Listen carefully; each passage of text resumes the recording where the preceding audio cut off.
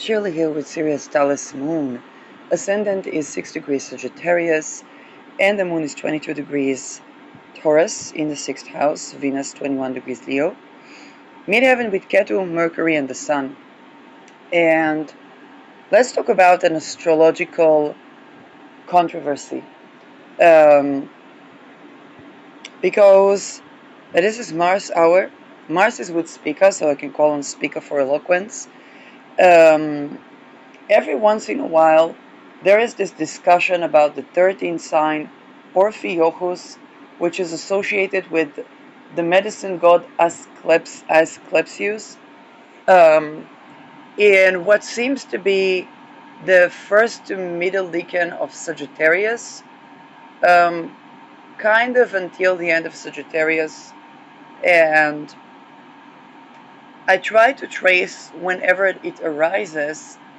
It was arising around 2009-10 for me in my life.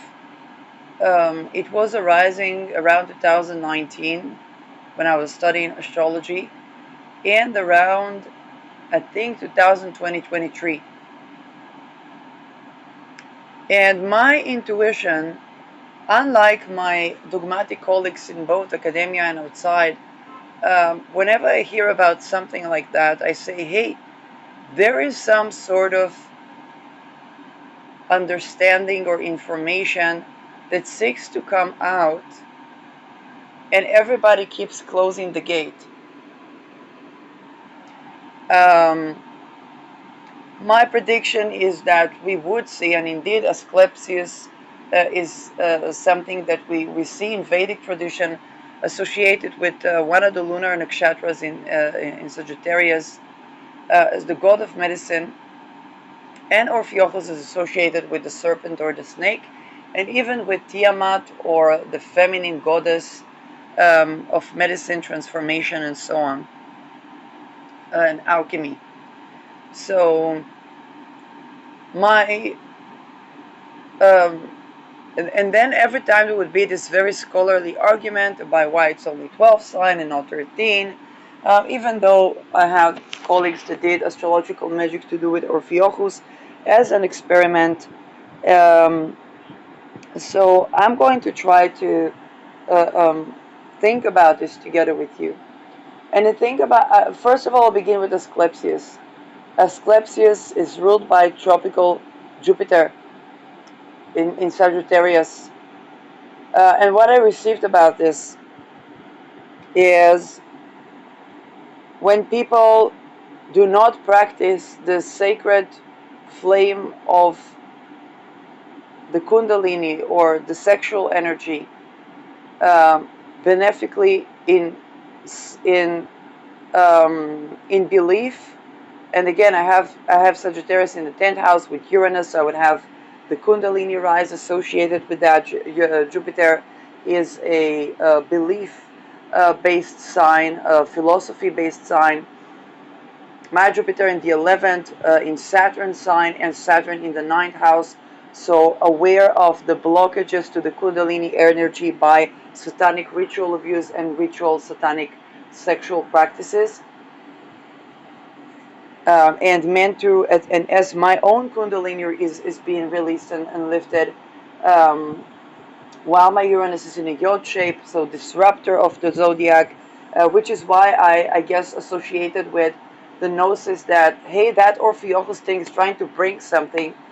And this is the lens from which I look at it. It's absolutely not the only lens. There are additional perspectives, but those additional perspectives do not erase my perspective, but rather add to it. And this is where the gnosis about the way we practice, whether our beliefs are supportive of our Kundalini rise and sexual energy in a way that is benefic to ourselves, to the world, is going to affect sperm count. So you think about sexual practices to do with sperm in particular.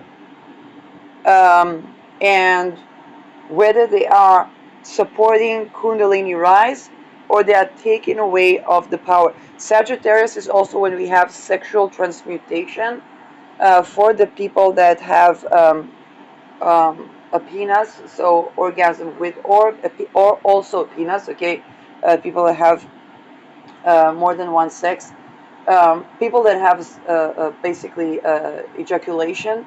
So this is where people transmute the orgasm to not ejaculate.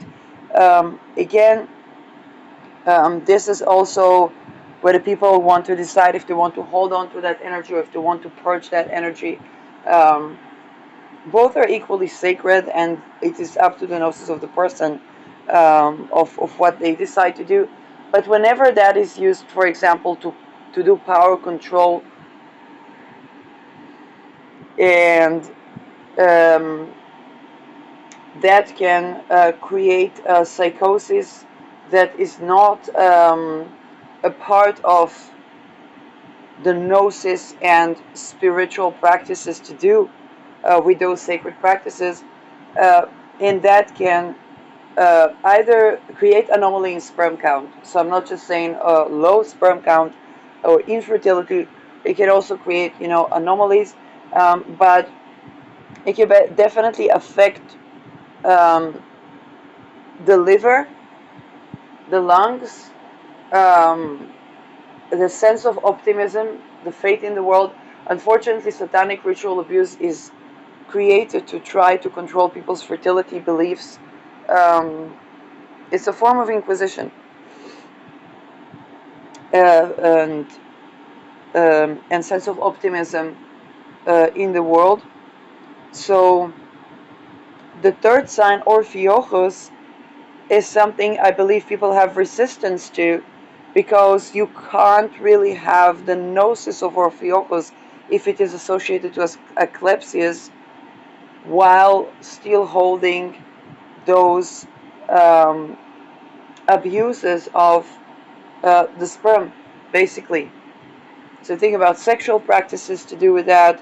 You think about consecration. You think about ritual magic, and you think about the abuse of that. So whether people transmute energy and are reconnecting with their Kundalini energy, which would open inevitably their third eye and would open them to see what's happening in the world, and the fire of burning through those blockages would um, put them on a journey to end satanic ritual abuse in all its forms, and transmute the practices, the religion, and everything that relies upon it and is in interface with it, including indirectly the banking system, or the funding for religion, the funding for our ideas, which is the other polar, which is Gemini, where we have Uranus.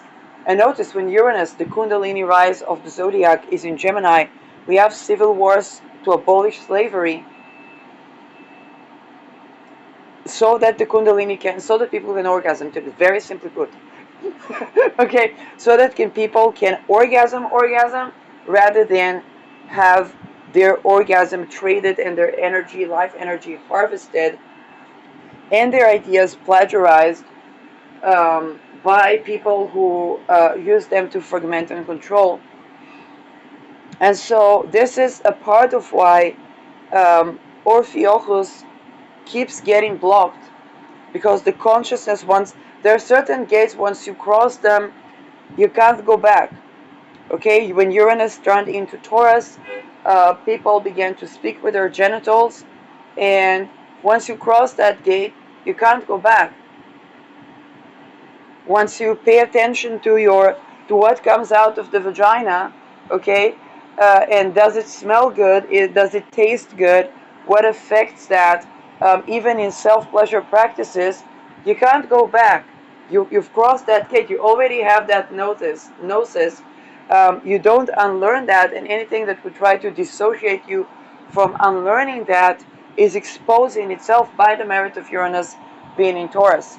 It's going to go to the final road in Taurus this year, and yeah, very sexy, very provocative, but also very triggering, okay, because it deals with liberating us from the blockages that interfere with Kundalini rise, which means that, and it's an intergenerational science, so it means that everybody needs to have sexual sovereignty. If we want sovereignty, everybody needs to have sexual sovereignty. If we want pleasure and relationships, everybody needs to have sexual sovereignty. What's a tantric union that was considered the sacred gnosis of the elite. You find out that they didn't even have it in nobility, um, and let alone the royalty, and and that it has to be the common practice of the common people for people to have sovereignty. And we are at the age of Aquarius, which is also associated also to Uranus, and that is a decentralization, sovereignty, going viral, and it is about people becoming not enlightened by the merit of Lucifer, but enlightened by the merit of um, through the dialectic process of Uranus, this something that just has a silly walk of its own, beginning to question, to have their own scientific. You think about if you're teaching in school, in elementary school, okay? Children ask questions. They are not ashamed to ask. They're not ashamed to have a gnosis. They're not ashamed to share their ideas. And you see that you're walking with tiny geniuses all across the world. So there's no reason for the people to not have the ability to govern themselves. And it's about the sexual sovereignty and the Kundalini rise, which you can't talk about much in junior high, but you actually junior high would be the appropriate. We can't talk about much in elementary school, but you definitely see that with people in older age, whether they have the Kundalini rise or whether that Kundalini is being subdued, and definitely people around my age, around their 40s, that go into the Rahu and into the Uranus opposition, which is kind of like Kundalini is going to rise. Like all the things that prevent the person from actually tapping into their own alignment with their own selves, gonna have to fall. Be there in Gemini about trade, civil wars, the CIA, the CIA, the CIA, NATO, United States. Okay, it's civil war o'clock. And I had whistleblowers that were exposing pedo rings up to the echelons of the financiers. And when I said MK Ultra, I was targeted in a way that was like, oh my God. And they're like, if you can't do anything about it, if you can't, I was like, but no, but it's time to do something about it. And it's like, well, it's the freaking CIA civil war o'clock. So, targeted individuals, head of NATO. That's in his tent house. And so, tent house is career for those who, and Mercury is also ruling his ascendant. Um, and so that's relevant. That's the public interest to know is more important than any type of secrecy regarding such things, particularly because people are also targeted individuals. And so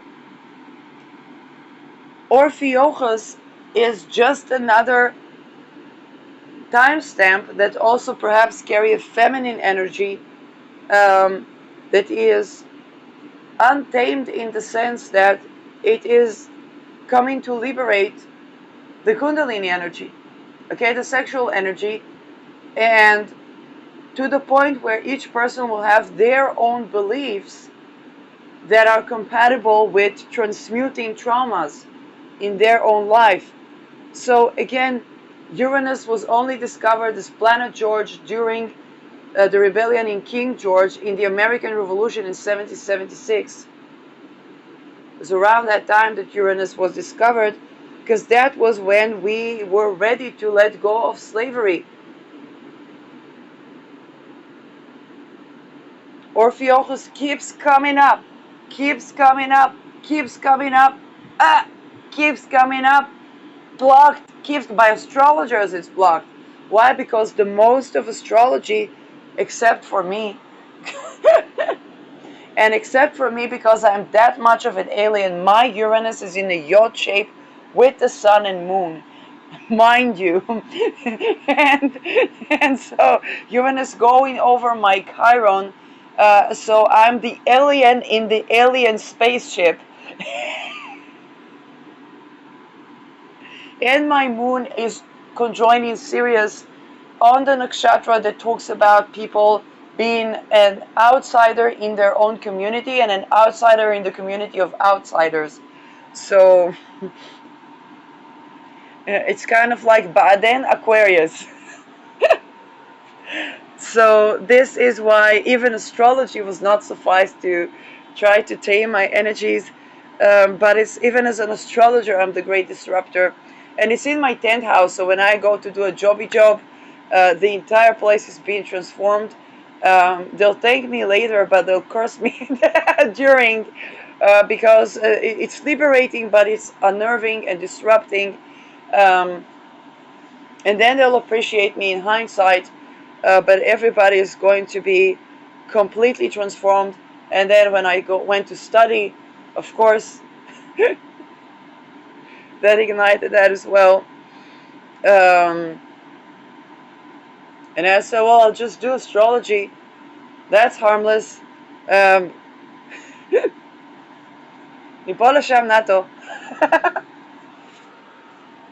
So from one point to another, not the weather expense upon cooling CERN, and that yes, skulls and bones, Bilderberg and Belsen, and some connecting the ideas of satanic ritual abuse survivors to praxis, remediating corruption, and yeah, it's my life. So imagine Ophiuchus. Not only is that a disruptor, it's also feminine energy. Uranus is kind of androgynous. Ophiuchus is supposed to be this feminine disruptor. It's kind of like maybe the sister of Uranus or something. I don't know. And yeah, I probably have my Uranus and my midheaven on this Ophiuchus thingy. Galactic Center is supposed to be on this Ophiuchus thingy. And so I was just going woo way on both my colleagues that were like, every time this Ophiuchus conversation coming up and it's not da. And then them ending up doing a talisman of Ophiuchus. And as a joke. And then it comes up right now with Mercury conjoining Ketu, which Mercury has to do with alchemy and also astrology, particularly reading into the details of astrology and the argumentation around whether something is true or not. The democration question of science is very Mercury related. A philosopher of science in the crowd. And Moon is on my lot of spirit, which has to do with broadcasting these things. So yes, it is transmutation, but because all astrological practices were binded by archaic orders that are not compatible with astrology. They're trying to tame something that's untamable. The good thing about it is that there are War of the Lodges every time Pluto strikes Aquarius, and Pluto has just struck Aquarius, and so those things are just a part of the astrology, and I kind of feel like the energies are very open and profound about that. Perhaps people having a gnosis or understanding or an opening of these things, that yeah, it's just a part of the spirit of the times. So more people that have gnosis about Ophiuchus, absolutely welcomed. And yes, this requires us to. It's one of those things that require us to stand up to those practices that are to do um, with the liver, the lungs, the breathing, and trauma, um, children, priests, teachers, academic studies, philosophy, philosophy of science, um, sexual transmutation, and the sacred sperm. Um, and what sexual practices support that, and what sexual practices do not support that. And unfortunately, in a lot of the rites where astrology is being practiced, feminization, humiliation, rituals are done on young boys. Um, that also entails certain rituals to do with sperm, and trying to use these sacred fluids in a way that is not really sacred and not really honoring of the sexual sovereignty of young boys and men, and thereby women, because usually it's kind of like, oh, if you don't honor the feminine, and that perhaps can pertain to Ophiuchus, um, but it's also, hey, if you don't honor the young boys and your own sacred sperm and your own sexual boundaries, then you can't honor women, and you can whether you see it one way or the other. This is something that is an energy block, but it's also a scientific block, a spiritual connection block, a faith in the world and in the self block, um, and and perhaps the gnosis of Ophiuchus is to dissolve these blocks, and it's something that's trying to come up to the surface, and the many orders and rites and shameful practices that are supposed to shape people around their own, not even sexuality, but life energy and essence, um, that come to the forefront. And yeah, we are approaching 2030 eclipse axis. Uranus is opposing Sagittarius, and perhaps bringing this as well, and purging the old 12 signs, 12 months astrology, because Mercury is also the calendar, is the counting, the numbers that are associated with time, Saturn. Um, and it's Pluto has not been out of bounds in 3,000 years, so definitely we might be purging old calendars as well. Um, and perhaps it would be easier mathematics for people that had certain discalculation. Um, so there's going to be probably innovation around that. Right now we're doing the purging. Um, with Uranus and Gemini, there's going to be innovation around mathematics. Trining Pluto out of bounds, you might have new calendars. Um, and yes, there are many things, with the one world religion attempts, there's also the fragmentation, the dissociation, but also coming to terms with all the indigenous practices, the East and West practices, and the many, many calendars. No, and perhaps the falling of the Tower of Babylon, or the Tower of Babel, um, in favor of the necessary disagreements that maintain a true and authentic cohesion in society, while actually liberating us from having blocks to um, something that is actually common ground.